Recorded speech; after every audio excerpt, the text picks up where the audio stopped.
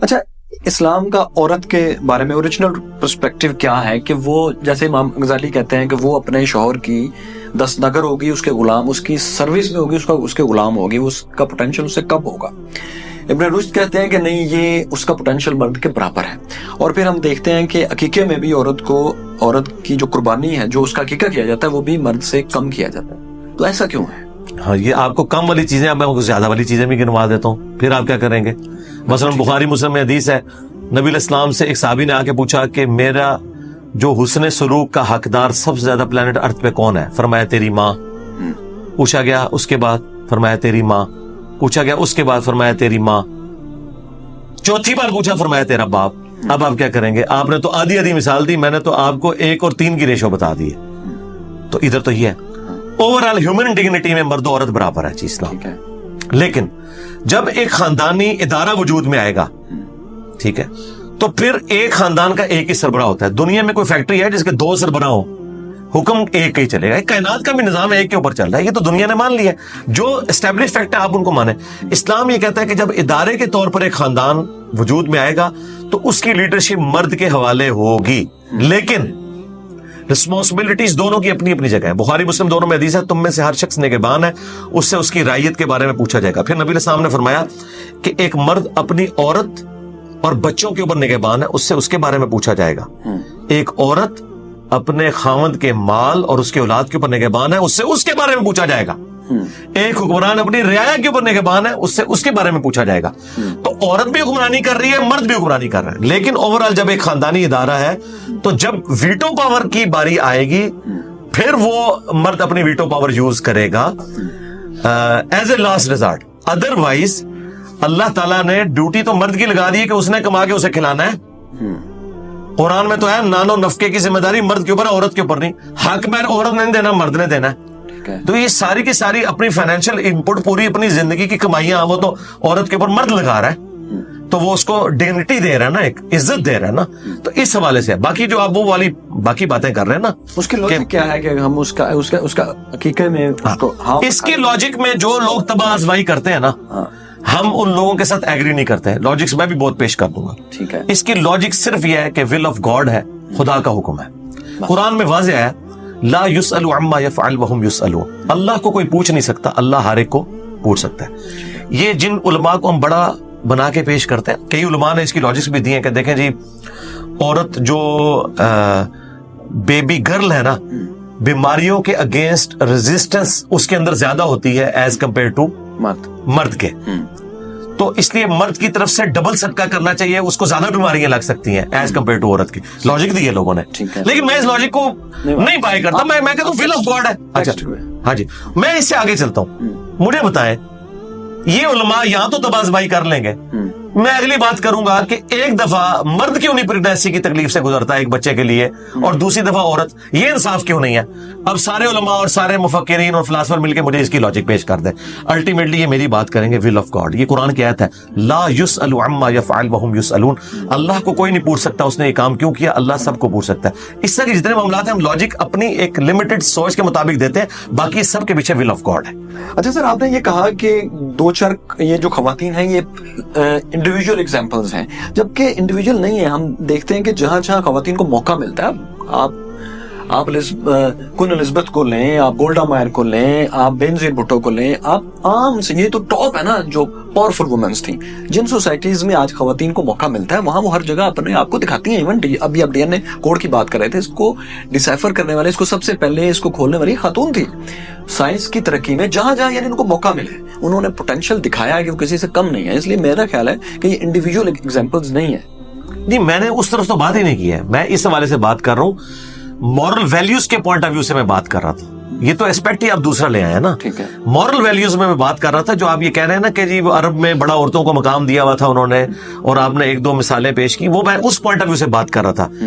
یہ تو ٹاپک ہی الگ ہے کہ عورت کو اگر موقع دیا جائے تو عورتیں مردوں سے زیادہ ذہین ہو سکتی ہیں. اس میں تو کوئی حرج والی بات نہیں ہے، اس کا ہم نے کب انکار کیا ہے؟ ٹھیک ہے، بلکہ میں اس کو آپ کو ایڈ کرتا ہوں اپنے پروفٹ کی زندگی سے. بخاری مسلم دونوں میں حدیث ہے، نبی علیہ السلام جب بھی سفر پہ جاتے تھے نا، اپنے ساتھ ایک بیوی ضرور رکھتے تھے، اور وہ قرآن اندازی کر کے بیوی کو ساتھ لے کے جایا کرتے تھے. بیویوں میں قرآن اندازی کرتے تھے, بیلٹنگ. ظاہر ہے کہ بیلٹنگ نہیں کریں گے تو پھر تو سارے ہی خواہش مند ہوتی تھی سفر کرنے کی. ٹھیک ہے, کسی سفر میں سیدہ عائشہ ساتھ ہوتی تھیں, کسی سفر میں سیدہ ام سلمہ ساتھ ہوتی تھیں, کسی سفر میں سیدہ ام حبیبہ ساتھ ہوتی تھی, مختلف. وہ کیوں؟ عورت مرد کی نفسیات کو سب زیادہ سمجھتی ہے. بیوی جو ہے اس کی, اسے پتا ہے کہ غصے میں کس طرف اس کا رخ جا رہا ہوتا ہے اور اس کے غصے کو ٹھنڈا کرنے کے لیے میں نے کیا مشورہ دینا ہے. نبی علیہ السلام کو بھی جو سب سے بیسٹ مشورے ہیں وہ آپ کی بیویوں نے دیے ہوئے ہیں. میں آپ کو مثال دیتا ہوں صحیح بخاری سے, میں تو آپ کی بات کو آگے لے کے چل رہا ہوں. صحیح بخاری میں ہے کہ صلح حدیبیہ کا جب ایشو آیا نا, تو نبی علیہ السلام نے خواب دیکھا تھا. وہ خواب قرآن میں رپورٹ ہوا کہ نبی علیہ السلام نے خواب میں دیکھا کہ میں عمرے پہ جا رہا ہوں اور ہم لوگ سر بھی مڈا رہے ہیں, بعض سر کے بال چھوٹے کروا رہے ہیں. تو آپ نے صحابہ کو کہا کہ احرام باندھو, ہم اب عمرے کے لیے جائیں گے, کیونکہ نبی کا خواب وہی الہی ہوتا ہے. سورہ فتح میں اس خواب کا بھی ذکر آیا. سب نے باندھا اور سارے ذوق و شوق سے 1400 صحابہ جا رہے ہیں اتنے سالوں کے بعد, 6 سال کے بعد آلموسٹ. راستے میں وہ عرب کے لوگوں نے آ کے آپ کو کاؤنٹر کیا کہ آپ کو عرب میں نہیں جانے دیں گے ہم. اچھا, لڑ سکتے نہیں تھے کیونکہ غزوہ خندق میں شکست کھائی بھی تھی 5 ہجری کے اندر, یہ 6 ہجری تھا. تو وہ عبادت کے لیے جا رہے ہیں, لڑنے تھوڑی. ہاں, لڑنے نہیں جا رہے, لیکن ان کو تھا نا کہ یہ 1400 کے لوگ آ رہے ہیں جن کے دل کے اندر اس طرح کی قدورت ہوتی ہے, وہ اگلے کو تو یہ ایکسپیکٹ کر رہے ہوتے ہیں کہ یہ آ کے قبضہ کر لیں گے.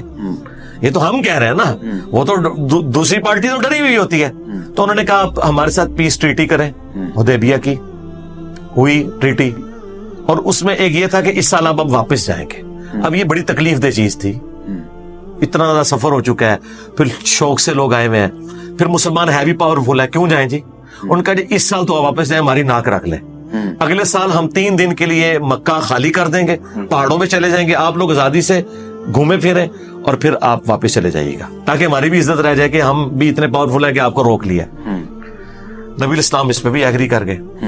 اسی پہ وہ حضرت عمر آئے کہ یا رسول اللہ کیا ہم سچے نہیں ہیں, کیا ہمارے مقتولین جنت میں اور ان کے مقتولین جہنم میں نہیں, ہم کیوں تب کے صلح کریں, ہم ایسی کی تیسی ہم ان کے ساتھ لڑیں گے. یہ نبی علیہ السلام نے کہا میں اللہ کا رسول ہوں. پھر حضرت ابوبکر کے پاس گئے, انہوں نے بھی ڈانٹ دیا کہ بھائی اللہ کے نبی ہیں وہ. اچھا, نبی علیہ السلام نے کہا کہ اب ہم حرم نہیں جائیں گے, تو تم لوگ احرام یہیں اتار دو, اپنے قربانی جانور ادھر ہی قربان کر لو. وہ قرآن کی آیت ہے کہ جانور جب تک حرم کی سرزمین میں نہ پہنچے آپ جانور کو قربان نہیں کریں گے, اور جب تک جانور قربان نہ ہو آپ احرام نہیں کھول سکتے, وہ پابندیوں سے آزاد نہیں ہو سکتے.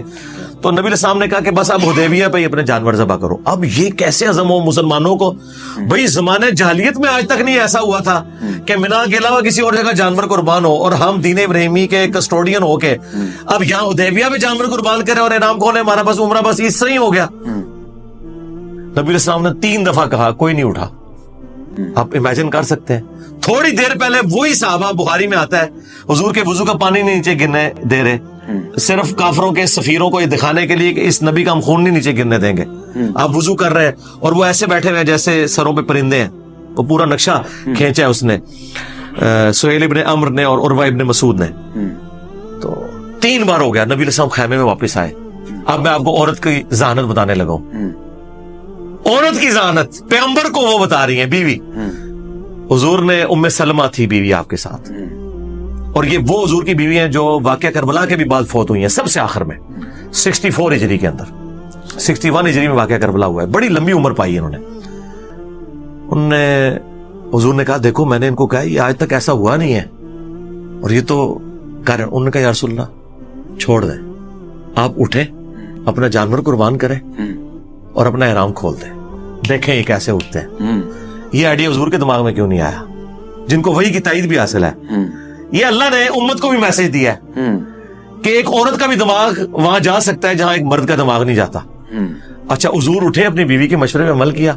جب حضور نے یہ کیا نا, اب ایک ایک کر کے ایک اٹھا, دوسرا اٹھا, تیسرا اٹھا, جب سب نے اپنے جانور قربان کیے, احرام کھول دیے.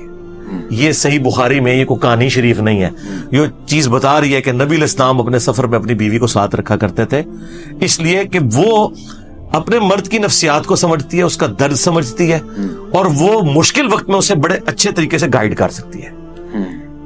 پیغمبر ہو کے اپنی بیوی سے گائیڈنس لے رہا ہے, تو سرکار پھر بات کہاں تک جاتی ہے آپ دیکھ لیں.